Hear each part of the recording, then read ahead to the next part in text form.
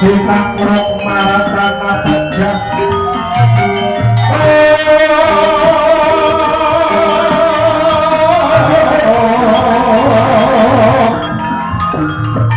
pecah kapisan anak gulingan kereta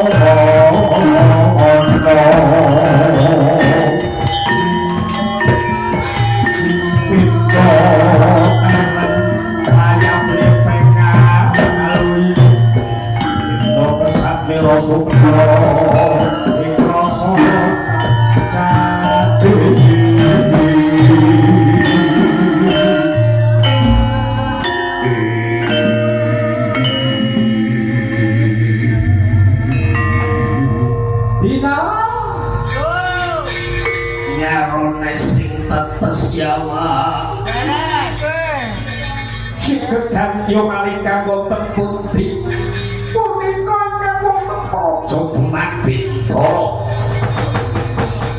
patoke ibu ngerak yo sewu akbar yo raden patah panata kama kalifatullah panak jawa nalika semanten amang kerangket wiswanipun parangka ingkang pemarang patih wono salah awon yang pangandikanira Sang Prabu Sultan patah marang ingkang pawongan dalam Prabayana Patih Wono salam paman Patih pagawenan tukahayo paman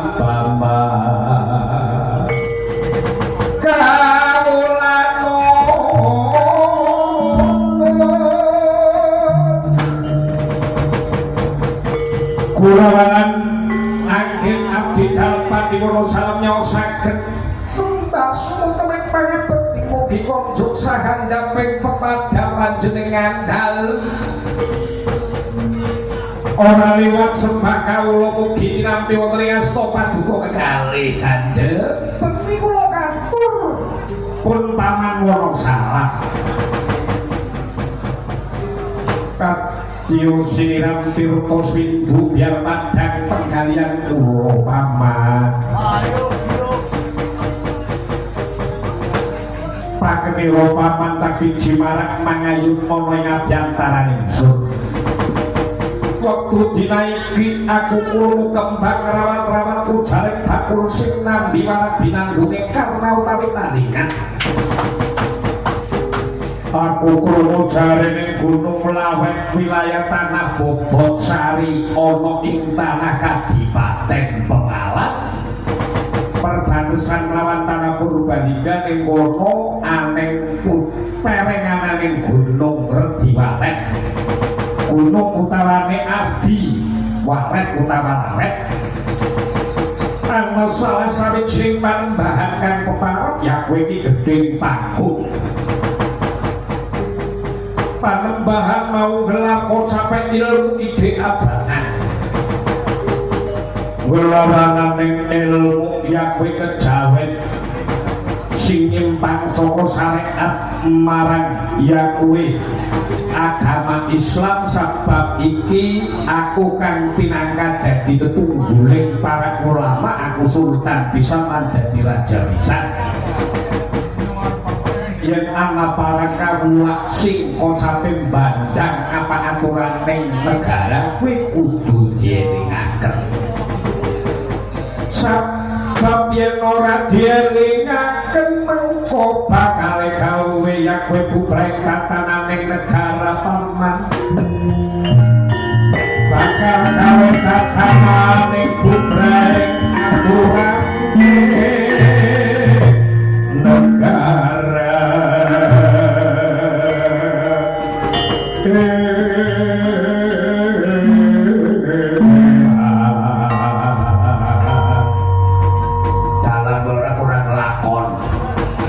orang susah kakean ya we adegan candran ngikuti perkembangan zaman bewis angker pawayangan cakep yang kudune goloba angker patulan yang kudune kayak piye dadine gelis sisan gelis rampung orang-orangnya lakon wasakot sehat wasakot alhamdulillah bah nyong kaurapan ngarani lah gaya kesing protolane Kang Dirman las ya masih tam paling sehat pak dia pak karyani doang men sehat melu dalam tari kok suruh komora durusi melasarani manusia sallallahu Muhammad diceritakan paman jari Gedhing Panggung gelar ilmu abangan napa murid yang kue anane para bajingan para pelacur lan wong-wong sing nyekeli lungsan pada ditampani meguraning mono kata-katane ilmu tak sawang pilaporane nyambut santi praja delak nyempal sakaugraning wewaton negara mulakan usakai kubu dalah barang tanah dilawet tangkepen Kiai Gedhing Panggung gawanen marang Demak Bintoro sanggup menapa boten esok lawan sonten iki menawi paduka mari itu tugas dateng pun paman ya inggih sampun siap sawe kowe ganti dalem landel yen panjen kowe mengkono paman Bunga Hamarwata Suta aja karendon ing gawe paman Cikra budal dinten menika Cikra budal sangapati Cikra budal sangapati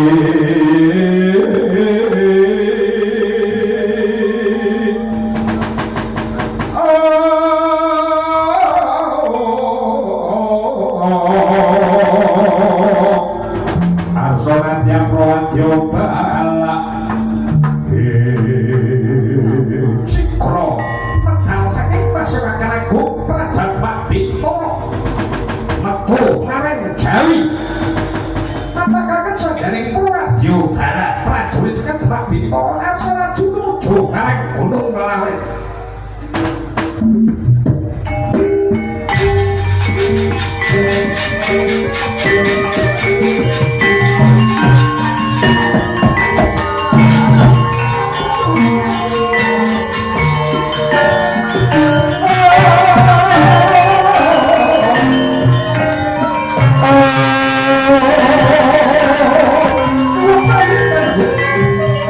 baik beragama ayo Pak Aryo buka jenengan panjenengan ojo koyo jenengan kalau jenengan kita kok yo apa kita wis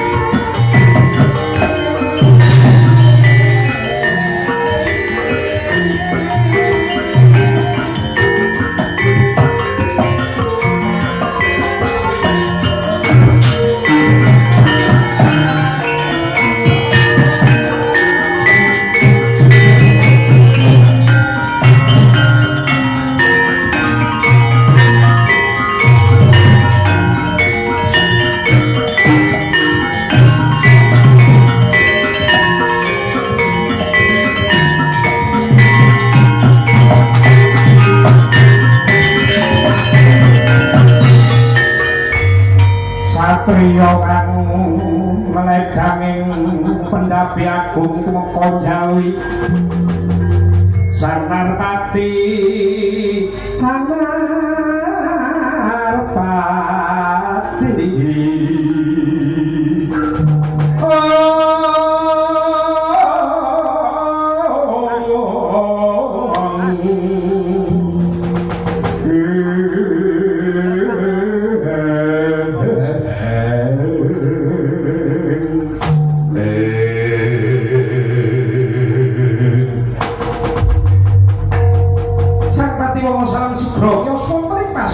Agung Jawi sampun ngancik Rawang Madyanto majokan Tomo Prakarya dalem Raja Madinta kang sinebut lawangan kang kaping 10 sinebut rebut lawan Ginopala kan Ginabaran buta anak. Ginopali kan Ginabaran buta wadon. Ngancik lawan tengah-tengah lan ngalawan Madyan Torat ya tengah para plataran lan mlebu lawan butulan utawane lawan Pamkas. Sinondro medal wonten wali butulan pangyaya kembange merak kaya kulang sabun. Sego cancu kaliwan donyangking laban keder-keder hanya bawakan dikane kaya simo nemu wangsa. Hai mau. Kabeh perawat ya karo demak. Padha siap-siaga Gusti Sultan Jin Puringrat bakal ya kuwi. Mertamu aling padepokan ya pondok pesantren Ardi Lawet anak bobot Pesari Purbalingga. Supaya pinenang kepanane ya kowe Kyai kang wani mejang ilmu ide abangan ya ilmu kejawen sing masang sok ugrane. Tatanane ngagomo wisat. Padha saguh kabeh apa kabeh para iki nangel. Ya wis pancen koyo mengkono dadakan te opo? Kuwatep po pengurus pesantren dandan pimpin dogo kuping telu budal. Ayo bebarengan kabeh sigara tuju bareng Gunung Lawet.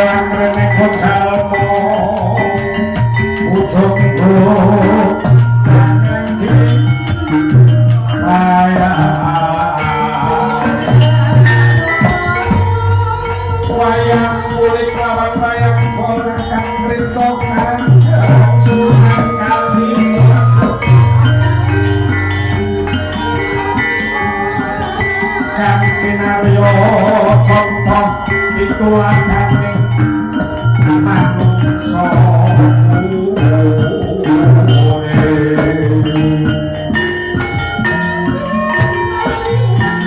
masih tetap pawinan para dewa kali sapa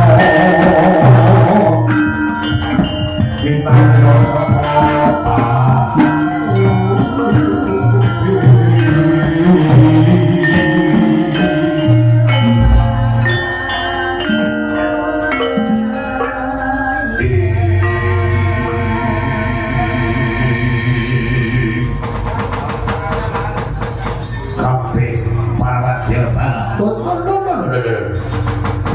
siap siaga dari Sangapati tekahaning pawiyatan iki umur sok tempo ratan Sangkaryono Patih Wonosa omring pendapi alun-alun projo Trapinto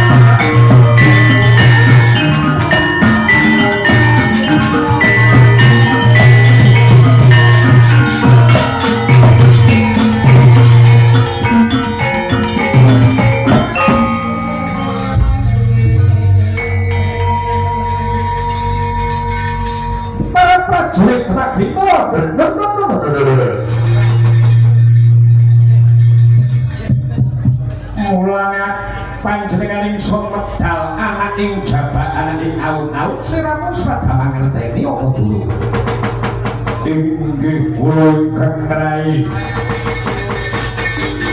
walaupun temenggung hati nagara nungsung pawerta Yayi Mas wah latihan kula ingkang Rama Menggung Adijaya nungsung kabar kula ngaturaken Herminakata Her menika pasaning banyu minaulang kata pangucap kaya iwak serang baik banyu beno tawane banyu banyu kula nungsung kabar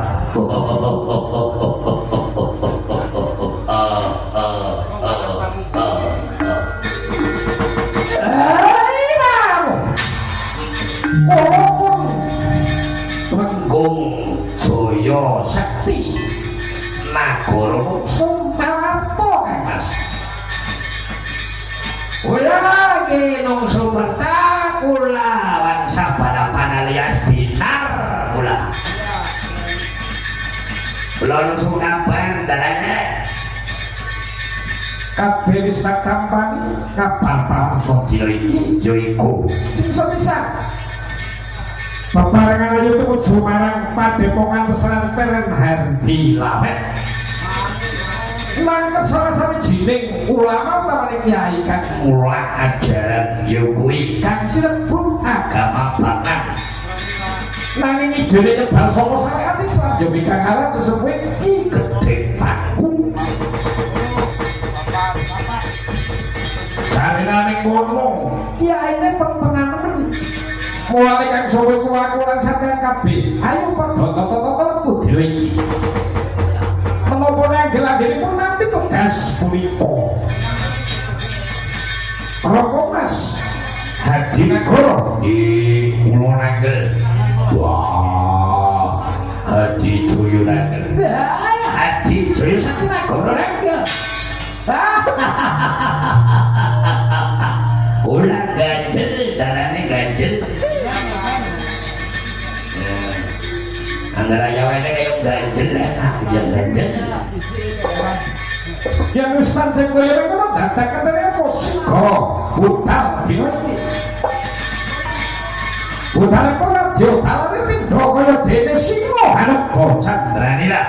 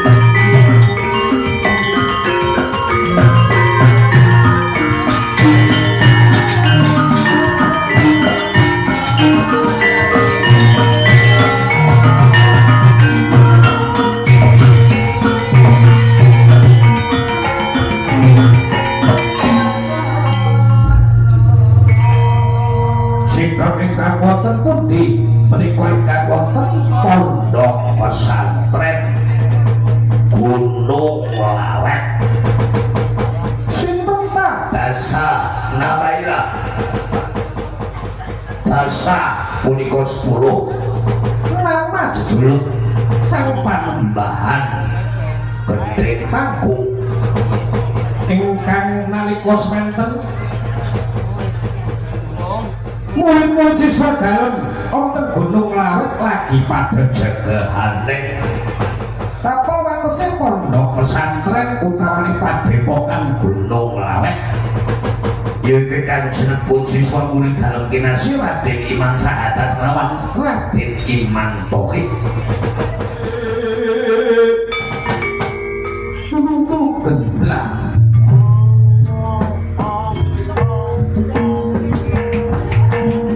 Pandi tok akar yo asih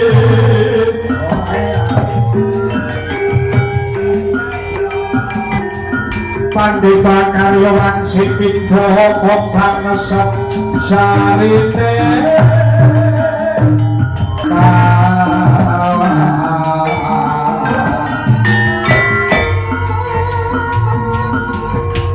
koletono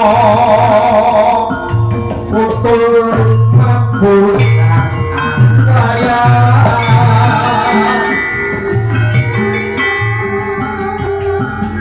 koletono kalawan kali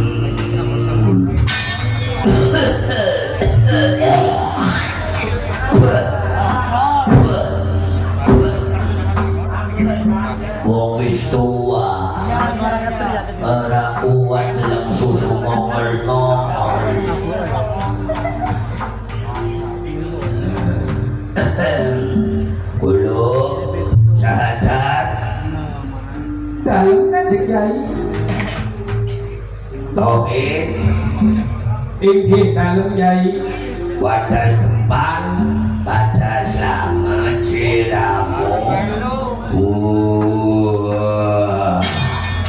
kula Maria tujarku karo lim-liman kula sampun mlebet Islam gara-gara ni panjenengan Yai. Terima kasih Bodoh pada slamet bodoh.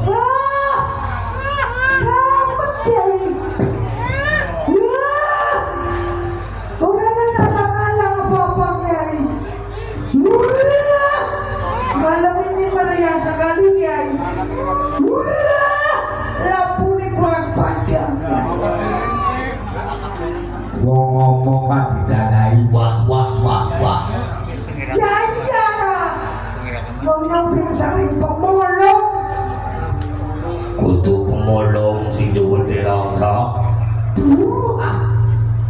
pemulung darungan iya darungan aja mantu lah keke mantu kupini yang ngantuk kudune diwekena siapa? Wekena bakul ayam, betul? Iya, wong ayam ngantuk ya gak kena bakul lah. Oh, jadi kupini. Oh, jadi gawa balik, agak tegal, kena gue anjir. Tapi yang ngerti kopi ini bakal cengok, betul? Kapil larane gue kan desane dinar kanang ngomong mana alor. Nomor melu dalam waktu semua orang mentang barang saya wis tuwa aja. Order dile pada blurut. Wong kan sono mbae wis nakanya dina tunda mbah saiki mbah buyut dinar umurnya wis 80. Tapi amen nomis dinar Islam nir kabeh. Utuh sing kok kabeh sing ora kuat kowe huruf alif ya wae. Panjang umur padang ledak sampai mana balik di sini ya. Rasmati balik Wahyo balik seluruh balik Cakrik nganti purwa orang insap-insap cak maring solo nembe lupa di dalam kayak wis balik cak kayak banyak bisa diparoli seragam pempot ya ketidaknya sidok gue ya kalingan baik nyong Kulo syahadat tauhid kulo kiai wah kulo kiai wadas kembang kulo butuh kulo kiai wis pada kabeh sinau ngaji walaupun kon mien bekas perampok kae sijine buri si wadas kembang karo si botok tukang renten rumahnya saya pada insya gara-gara tak pulang ilmu jaya sampurna sampurna ning jaya jaya sampurna sampurna ning jaya kue jukute sekak kitab Fatahul Makna cara Jawa kitab buku monine primbon kue bahasa Jawa ning kitab ya agar dengar Al-Quran gue bahasa Arab buku arane kitab agar buku pedoman ilmu tanah Jawa monine primbon kitab Fatahul Makna cara Jawa gue jaya sampurna sampurna ning jaya gue manggone ning ayat suratul Yasin sing monine ora salah kayak kiye Bismillahirrahmanirrahim innama amruhu idza arada syai'an ayaqula lahu kun fayakun. Dadi jaya sampurna sampurna ning jaya kowe mau tak cukup sakita mung salah lawan kitab salah Abu Mas. Lo pengen selamat ning alam dunya Gusti Allah Ta'ala kowe ora jaminan sholate, ora jaminan puasane, ora jaminan sedekah amal jariyae. Kowe kupinge kocek brek ro menang. Sing gurung insap tambah insap. Oh, makaten Kanjeng. Makaten Kanjeng Kyai. Wah, kayak kowe Kyai ne. Wah, begitu dong Pak Kyai. Iya. Dadi sing arane wong ibadah kuwe ora mung salat, ora mung puasa, ora mung zakat, sampurnane mung haji. Kowe kan nek kono ana tulisane bila mampu. Yen ora mampu melarat bareng kuat piknik mana muga kaji kowe piknik paham wajib tapi bagi yang mampu sing ora mampu keprimen sing ora mampu yen wong lanang wong wadon nek lakoni jumatan ono siapa ora ya wong wadon ya kasih jumatan ya ora kasih jumatan ke khusus wong lanang jadi wong wadon ya digawe anok ya nuwun sewu ya takone sing jero nemen karo kiai sepuh kowe hukume menyong pisan ae gaji keprimen nyong ora mampu ya wong lanang kowe nglakoni salat Jumat ping 40 aja nganti beduk aja nganti ketinggalan selama Jumat 40 Jumat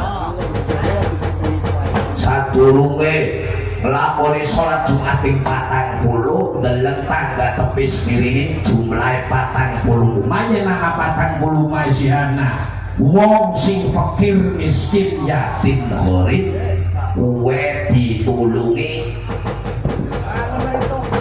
wong hukume sedekah amal jariyah kuwe ora kena onangan wong perlihatkan tangan kananmu, sembunyikan tangan kirimu, nganggone ikhlas. Sholat yo kanthi sarana ikhlas, puasa kanthi sarana ikhlas, zakat fitrah ketokno zakat yo kanthi sarana ikhlas, naik haji kanthi sarana ikhlas. Yen ikhlas sadure ikhlas sempurnane arane mukhlasin, kowe nembe ibadah sing ditampani dening Gusti Allah Subhanahu wa taala. Oh, kados mekaten Kyai. Ya. Man khalaqal jibal, sapa sing gawe gunung, sing gawe gunung anane Gusti Allah. Man khalaqal khamara, sapa sing gawe ya kowe anane sapa khomaro apa bahasa Arab kowe ya dinar khomar apa dinar ya beres oh ya beres takoni kaya beres apa lah kowe nang ulangane gurumu ada firman man kholaqal khomaro man kholaqal samsa biasanya metu ya man kholaqal jibal apa sih gawe gunung iya man kholaqal khomaro kabeh. Iya, orang paham wah. Takon kanan kiri anaknya Ustaz pejas. Sinau ngaji ya Pak, orang tenang nanti tua bapak nggak gelem sinau ngaji, insyaallah di ngapura dosane Pak. Iya. Mong sholat tanggal sujud patukan jadi kusur-kusuran plester mau nggak metu balang dile nggak wong sholat kanthi sarana ikhlas, sarana ikhlas sabda kowe aja kursi konangan lah kowe nembe zakat fitrah yen sampurnane munggah haji kanthi sarana sholat Jumat ping 40 sadurunge sholat Jumat sedekah amal jariyah takas wis miring men pada oli keberkahan minullah yen sakwise kowe nembe apakah sempurna ini wong mlebu Islam kowe kudu anane naik haji mari Mekah kudu mek Baitullah Ka'bah acara senek ngono ora sing ngarani sampurnane wong kepengin urip ya kowe guru lakon naik haji mari Mekah mek ajan aswade weh tak menehi weruh nang ati sajrone atine kula lan sampean manggone ning ati cilik ya kowe sing arane Baitullah qalbun mukmin sabab kabeh muridku kedene moni wanaso bener karo nglamun bae kelingan tak on apa lunjak comal apa toh? Bener kok nglamun Teo. Iya. Wong lakoni ibadah ning sampurna kuwi kudu ngerti kiblat sak temene kiblat kabeh iman syahadat tauhid lan kabeh santri-santriku. Sing arane ya kowe nglakoni salat ibadah kowe mau aja karana kanggo pamer Arya unis usirti ujug sombong hibirwiya kanggo pameran sum'ah dolalah pol-polane berata wali jadang wong sing nglakoni ibadah mek tangane sing gegem medhit mencitik bakil beririt aine dikusuk digoreng garing sawise diblok bar diblok tak gawe piring maning nganti ning piring bentuk tulisan mobil merek mewah kuna BMW Bene Pratawali MW Boy Mahoni Bene Widara Laut Main Lekak orang nanti pilih nyong karo kabeh paham nuling Yai wah iya nyong ento pasang nomor tapi kan gue muka ngaji ora sidak ya tadi duitnya gue apa? Alah nyong kelalen tak buntel lembuk bocah ayo daya zaman-zaman lah ya ilah ini kalau adine nyong bodoh mana pedeman di lembuk orang bayar udah yubay daya banyak melonteng bocah ada sih kah nyongnya buka kartu wong nyong mana kabeh sing marai sampeyan ngono kaya kuwi sing sampeyan ngeronyongan ya arane ngomong ya seblakane kon karo karo nyongan penyaine konangan iya ta iya ora apa-apa wong panjenengan kudune salah dhisik ya kabeh mau raga kiye kocape wujude baginda Nabi Adam sing jaluk dadosi sing jaluk dingone kelambi ya ke arane wujud jasad badan wadah Adam sinebut bahasa hakikate ke arane masjid jasad sing imami sajrone masjid jasad para santri kabeh kowe sukma ya kowe dodoke Nur Muhammadur Rasulillah sallallahu alaihi wasallam lah sing makmum sajrone masjid jasad kowe anane sedulur papat getih puser kakang kawah adi ari-ari ya kowe wujud asline malaikat Jibril ya Mikail ya Jibril Mikail Israil Israfil malaikat bapak sing makmum karo Gusti Nabi baginda Muhammad Rasulullah sallallahu alaihi lagi blate marang di blate marang ati sajrone ati kowe ana loro ati gede ya kowe arane Baitul Muharram sing ati temen sing manggon malaikat Jibril ati kiwa sing manggon ijanji laknatullah iblis mulane wong angkara murka sombong wis sing goda alane iblis jarang wong sing salat paling tekun Allahu Akbar manungsa lumrah mesti sedak kepikirane derayat mana-mana ya nyong durung setoran motor nyong durung setoran rumah wae sok ditagi Pak Mendrek mesti kayak kowe nggih Kyai nggih nyong duwe utangane durung nyaur mesti kayak kowe tapi kiblate para rasul para nabi para wali kuwi suwi ora bakal rubah sirul asrar rasa-rasane ngrasa sajroning ati sanubarine ku jejeg lan tetep mangkono sahabat lawan tauhid nuling dirama kowe dirokokna ya ilmune Gusti Allah jumlahe ana 7 sing sepisan kang sinebut syariat yen wong nglakoni ilmu syariat bloko matine bakal bosok matine jasade dipendhem bakal diblatungi dipangani cacing paham nuling rama kula diajari ilmu sampurna rama engko tak wae torikot sinau torikot belaka mengko yen mesok matine ya ora sampurna matine bakal garing esi mambu syariat batange melembung diblatuni torikot batange garing esi mambu pacin sing harus kados pundi rama sing bener kowe makan hakikate jasate nayone utuh mambune ganda rumawane berbau harum nanging durung sampurna esi bentuk esi wujud yen wis tekan marang makrifatullah kowe sampurna ilang jasate ditakin Kyai diduduk jasade kain kafane sampurna ilang muksa ora ono bentuk ora ono wujud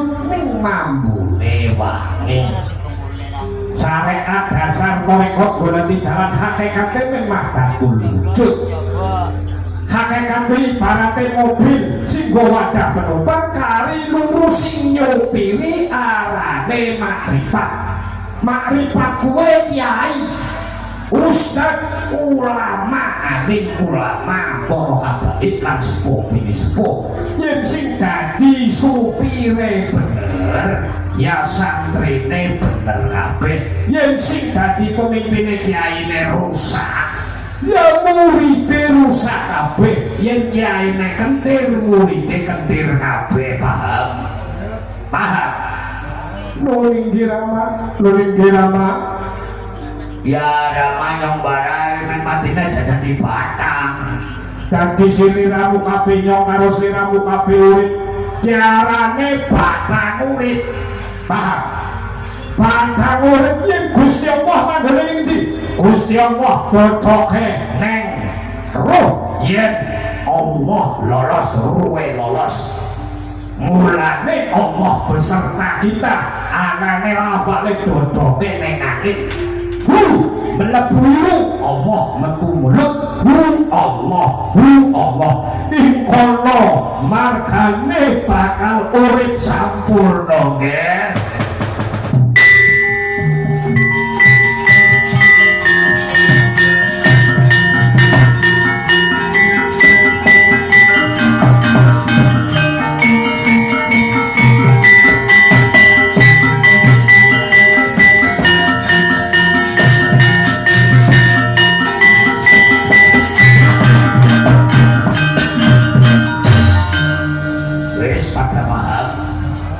Yang karonggonnya batang murid ya roh karo sukmane lolos kuandane jasadnya karo beletak nang pinggir dalan yen ora diukti ora dipendem mesti mambune lecet mambune pak bacin ora beda karo batang kucing karo batang tikus mulane dadi menungsa aja sombong kulo nafsin dai kotil mau saben menungso urip ning alam padang ya bakale mati bakale sampurna mulane jarene para ulama sepuh biyen Gusti Allah kuwi manggon ora ning aras ora ning mega ketrak-ketrik ora ning langit sabitu Allah kuwi menempat seluruh dimensi isi alam raya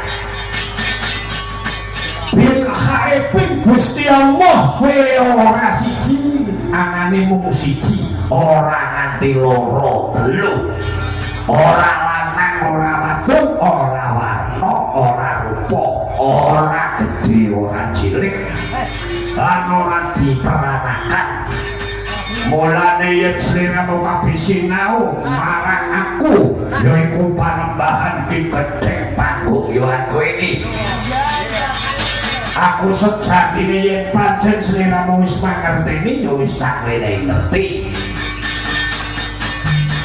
aku nyup maraga yaiku marang sing jambu karang manunggal kelawan panjenengan ingsun ya aku Siti Jenar ya aku Syekh Wisamurti ya aku Syekh Lemah Abad sing bangun ala kurwana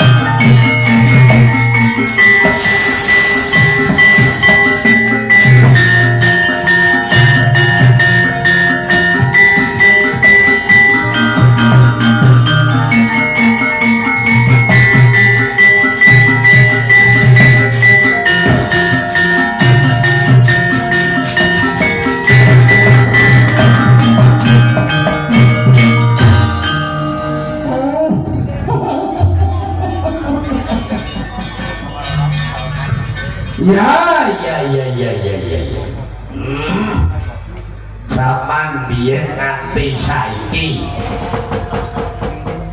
Siti Jenar kenggo yaiku anane geblogan tampungane kesalahan satemene aku durung mati aku mungso mung ganti alam orang nono wong timur tengah iso madani karo tanah Jawa ilmu mukso pati salin alam biarane mung tanah Jawa gabungan yaiku antarane ilmu Islam tak campur nganggo ilmu yaiku kadewatan lan ilmu sing sinebut kapitayan ilmu Jawa sejati-sejatine ilmu.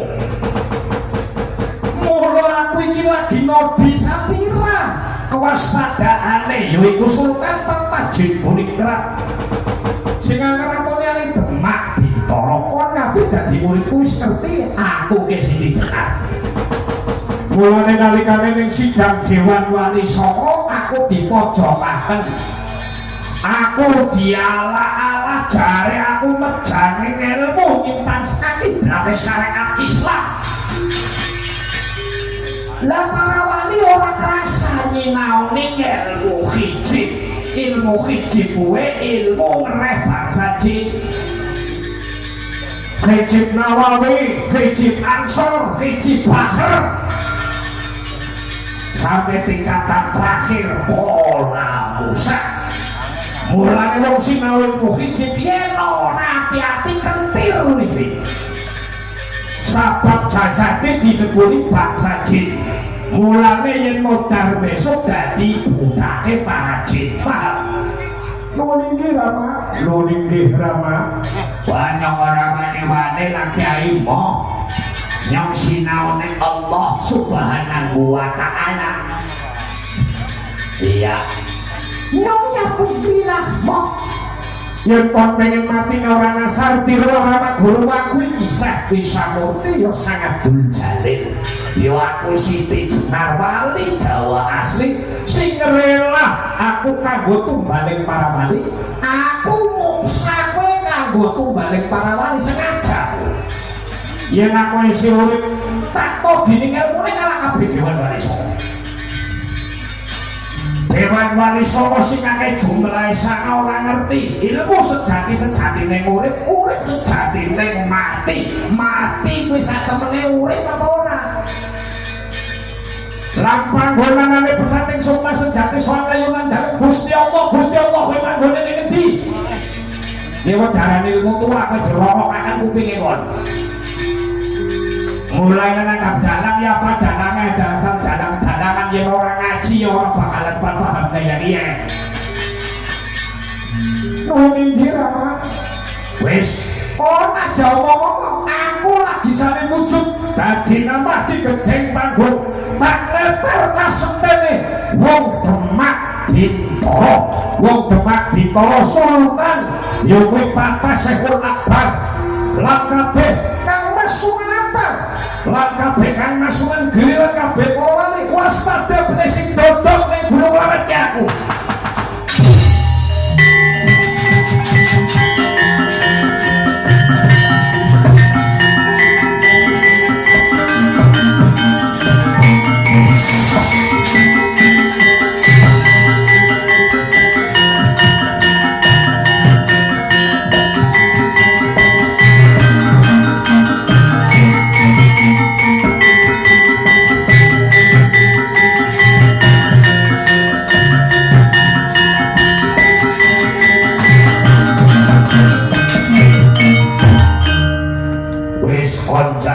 Minggir ke panana tamu panana tempat depokan pesantren kene ya. Itu kan jadi wis ngerti dek. Paham dah. Ya wis paham ilmu tua. Panana apa jare am? Panana musuh kompon ali. Yuk pada minggir. Jago ngale jare kono. Jago nak kaki jago imbal wacana. Ini mana burung apa? Dua burung metes peratane pambarisan saking Demak Bintara kanthi mandegan yaiku wong agung patih wana salah ngibaraken bendera sagelar sepapan megar tumbake ngrang-ngrang koyo jamur barat pemium angin klebat mlebu pondok pesantren Hardiwalet. Assalamualaikum Kyai. Kula kan saya utusan Demak lho patih wana salam Kyai.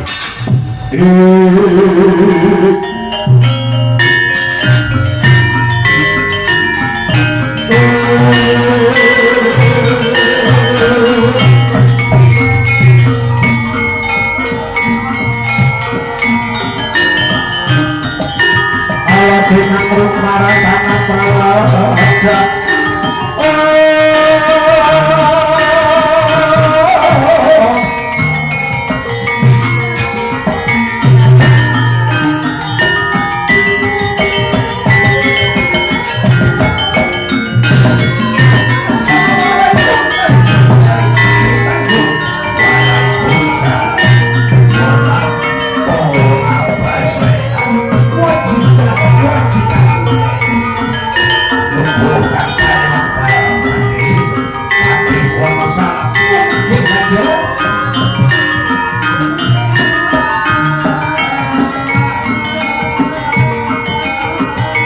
dinamruk maratana palaja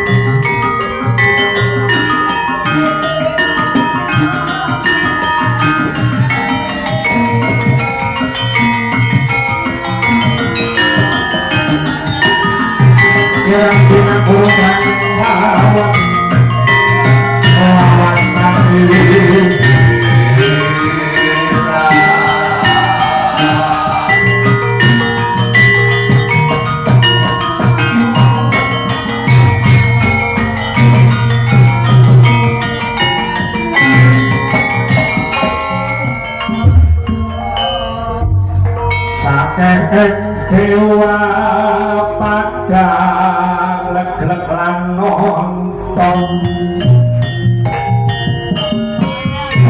balen marcapake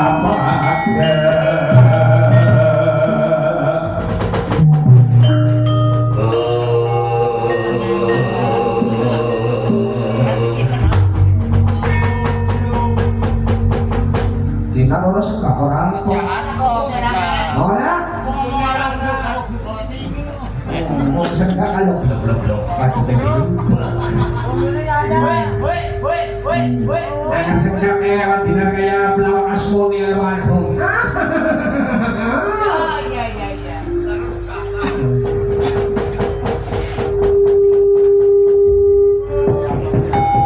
mangke to mangke bisa nak ingkang sami rawuh wonten ing pasewakan agung padepokan pesantren kula mriki menawi kula tingali panjenengan Nak Mas Patih Wana salam leres menapa boten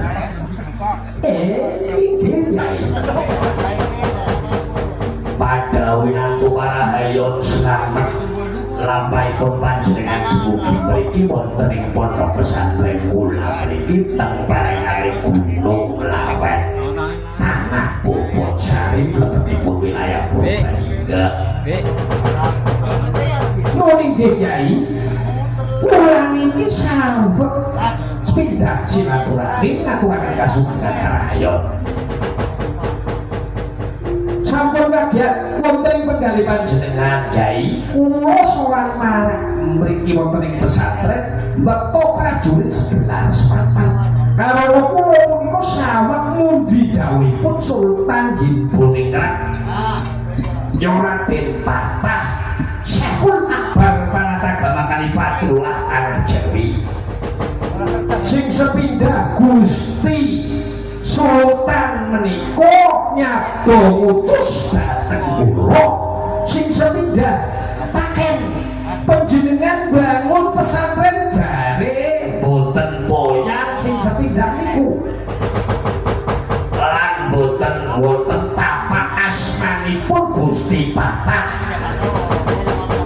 monggo kami kalematan panjenengan punika jare ngajaraken agama Islam tapi Islam abangan sing kocape nyebal saka syariat Islam kang sah sing digawa dening Dewan Wali Songo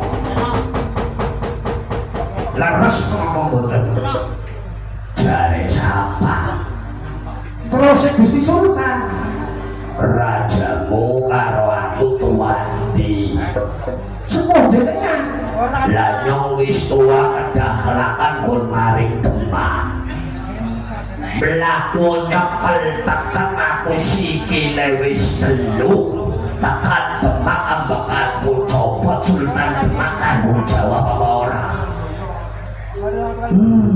iya ta iya ya iya laras Yai laras ada aku bisa yen aku isi sehat isi nom aku pun teka dewek mana insya Allah tak parani aku tak tanda tangan lah aku wis tua rentak umurnya wis 350 tahun aku dipun mlaku tekan Demak Sultan Demak entir waras Mulitan gini guys, lakon dadi pati kaselawasi dadi pati amin goblok mawon sampean sinau ngajine pinten tahun Badan Sultan Patah inggih sampun puluhan tahun Kyai lah ngerti ilmu sirul asror mboten sirul asror nopo nggih Kyai ya kowe goblok maning ngerti rasa sajerone rasane menungsa yen kowe nyekel kanthi permati batin sajrone banjreng delengen jangan mbok makakoyor delengen nganggo ati sajrone atimu dibatin ke wong bener lan orane jarak jauh tekan Amerika ben ngerti paham kan dadi pati ka goblok iki jasae tuku kon berarti ya saiki akan kota DPR urusan SMA pragat ditemu-temu dadi dokter Andes ya dadi bupati ini dadi DPR sawenang paham kon nggih ta nggih urusan jokitan kuning apa durung sampun lah nyong takon karo kon jare wis jokitan kuning aku patakon ora ngetes ora badhe taken sing kados pundi Kyai lah kula mau gulungan jenengan mawon to niki tak kamene ban tenang apa ora kon nggih pahamu itu siapa pe aku ora loro ribut ning aku loro ketentraman kedamaian kula salam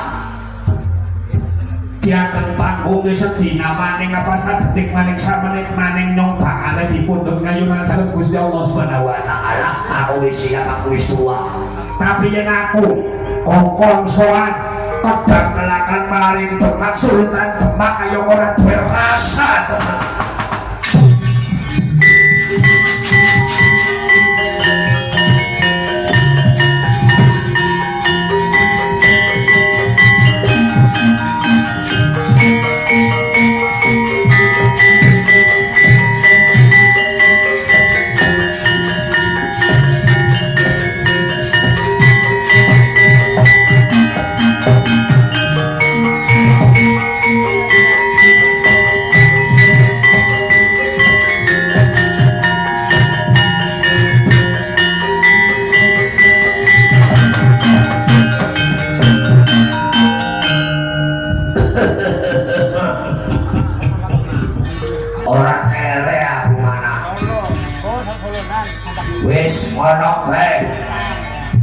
Ya, aku kirim surat marang Sultan Demak dawanan awal aku. Laka. Iya na surat ya surat ya. Ya di surat aja wani-wani dibuka. Men ditampani karo Sultan Patah. Sajroning surat aku nulis apa? Ya angger kowe ngerti sirul asro rasa-rasane ngerasa kowe mesti ngerti. Yen guru kon tekan makrifat sampurna ning makrifat ora jawani-wani. Deleng sajroning atine wong liya. Yen kowe wis mangerteni ya sing ngerti kon bae ora kena buka anane tatanan gaib sanggon. Paham? Nuwun iki Kyai. Iki kula peguru kali jenengan mawon kula badhe boyong pergi. Ya wis ditampani aja rete. Tamane. Wis, kon tak caprak karo nyong. Boten Kyai. Kontak satu modar bi modar kon. Kon kaya kon ini wis dadi aku ora sombong. Aku esuk mati ora apa-apa ikhlas. Mukhlasin sampurnane keikhlasan. Kon ngerti sampurnane keikhlasan. Pripun Kyai? Kalah karo bocah cilik kon. Ilmune wong isih. Paham? Kon pengen isih dikongkon blek. Iki boten. Yen kon mulus, kulo mlayu nang WC tekali bletet. Iki kon isih selama sing isih kon taine detung jumlahe ana pira taine kon sabedina. Iki boten. Lah Kyai kulo kali jenengan mau tak pensiun dadi pati Demak pun lah. Kulo pandere kerja karo sapa? Kali Mas Agung kerja ning proyek tukon opo sing penting anak kulo. Derek proyek kali Mas Santo kulo pensiun dadi wali kulo. Buri sing kuwi secapang pada cakriput karo nyok. Iki boten bola kulo mriki bangun anak kulo. Wis dina ki mun bali kaon. Marang Demak pitulun sakarendhaning kawaning suratku yaiku marang Sultan Demak Bintoro.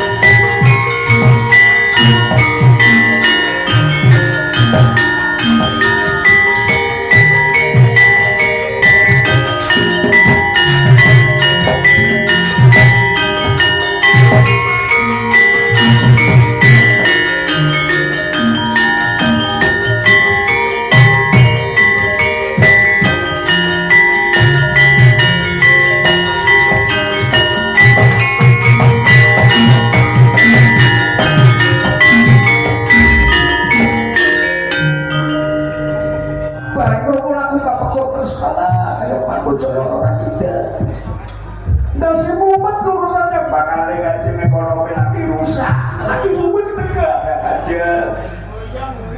Pulung natuna untungnya orang dicaplok karo Cina Kanjeng. 40 tahun diundur tadi sebentar tahun. Kenyong kayong isih remen panglipur lagu klasik Pangan diguntingan daku Kanjeng. kon kayong netesaken luh ana pari gawe apa tak utus susori gawe apa dulu Ulo ngaturake tunda penglawu Kanjeng. duta utusan penglawu Rajapati anggonmu diutus supaya nangkep kiai sing arane Gedeng Panggung sing dititisi ya kowe sejambu karek wis ketangkep digawa mene apa Kula nyuwun dipun ngapura Kanjeng. Ilmu ingin sangat Kanjeng. Kula kawon Kanjeng. yen pancen kaya mengkono aja karendoni gawe dina saiki sliramu tak utus digoleti kosi ketemu yaiku Kang Mas Sunan Derajat ya Raden Kosi putra dalem Eyang Sunan Ampel Detak jare saiki lagi ngeledak anak Alasambo oleh tanah sampai ketemu yen ora ketemu kue bali marang Demak tak ketok jangkar tak panjer hane alun-alun Demak iki Kanjeng nyuwun tambahi pangestu kula badhe nyuwun pamit badhe anupados Raden Kosi ya Sunan Derajat Kanjeng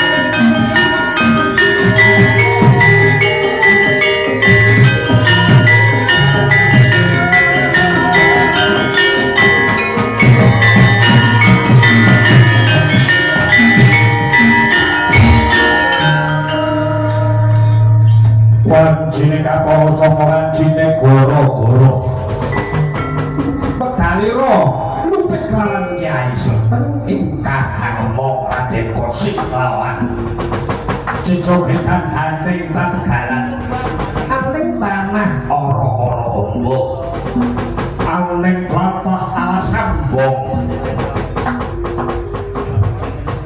monggo Bu dedek kidung ayo Bu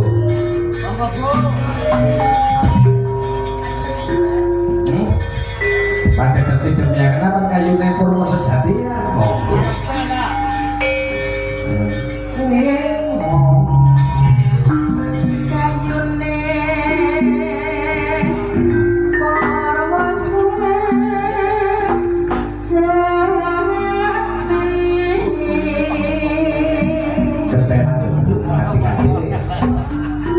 Pangiro godhong jagat dinarya rumembi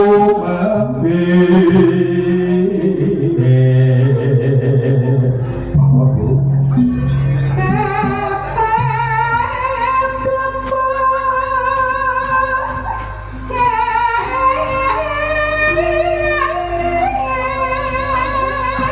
Oh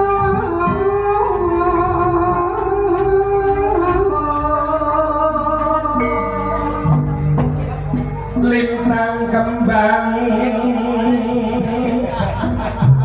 saloka langit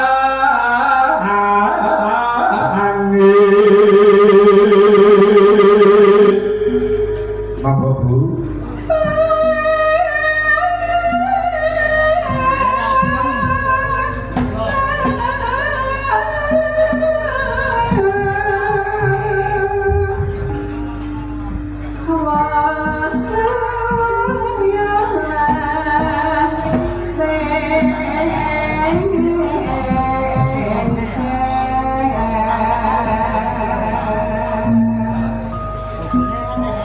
Kasih rampun lang undang